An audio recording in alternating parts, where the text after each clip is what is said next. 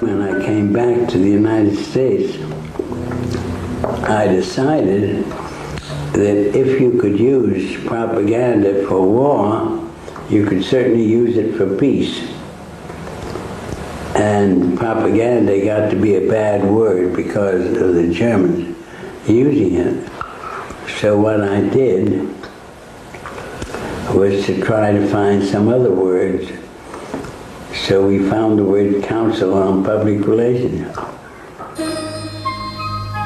Bernays returned to New York and set up as a public relations counsel in a small office off Broadway. It was the first time the term had ever been used. Since the end of the 19th century, America had become a mass industrial society, with millions clustered together in the cities. Bernays was determined to find a way to manage and alter the way these new crowds thought and felt. To do this, he turned to the writings of his uncle Sigmund. While in Paris, Bernays had sent his uncle a gift of some Havana cigars. In return, Freud had sent him a copy of his general introduction to psychoanalysis. Bernays read it, and the picture of hidden irrational forces inside human beings fascinated him. This series is about how those in power have used Freud's theories to try and control the dangerous crowd in an age of mass democracy. At the heart of the story is not just Sigmund Freud, but other members of the Freud family. When whippoorwill calls. This episode is about Freud's American nephew, Edward Bernays. Bernays is almost completely unknown today, but his influence on the 20th century was nearly as great as his uncle's.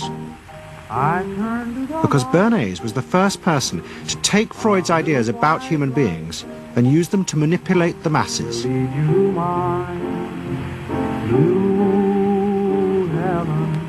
He showed American corporations for the first time how they could make people want things they didn't need by linking mass-produced goods to their unconscious desires.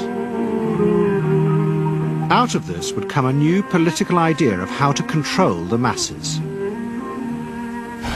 By satisfying people's inner selfish desires, one made them happy and thus docile. It was the start of the all-consuming self, which has come to dominate our world today. Bernays set out to experiment with the minds of the popular classes.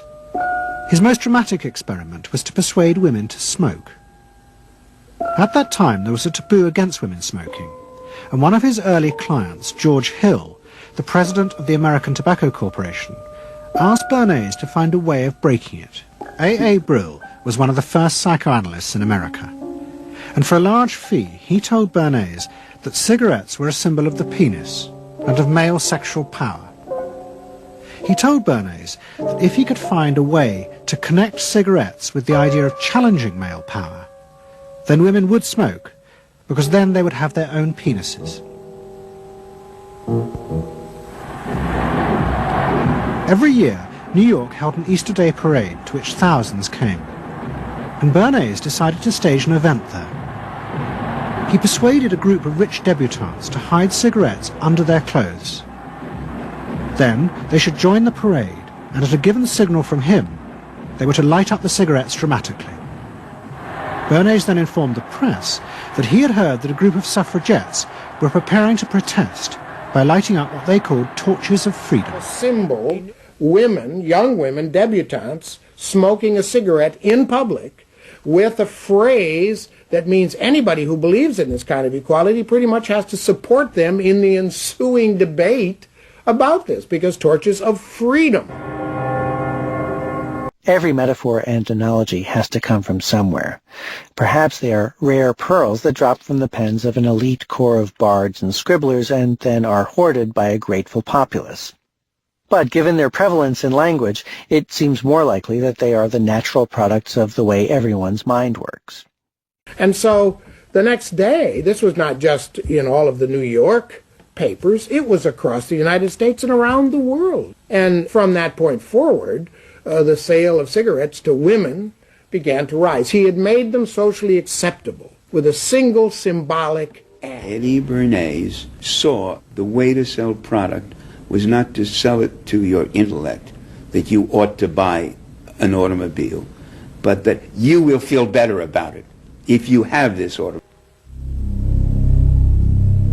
What the corporations realized they had to do was transform the way the majority of Americans thought about products.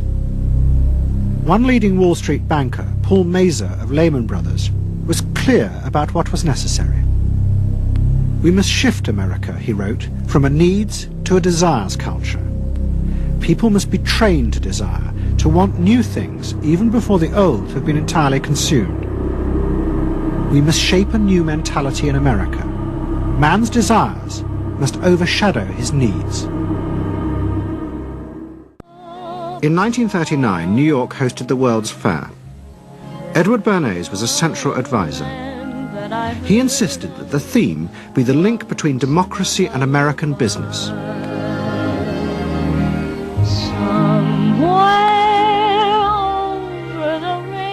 At the heart of the fair was a giant white dome that Bernays named Democracy.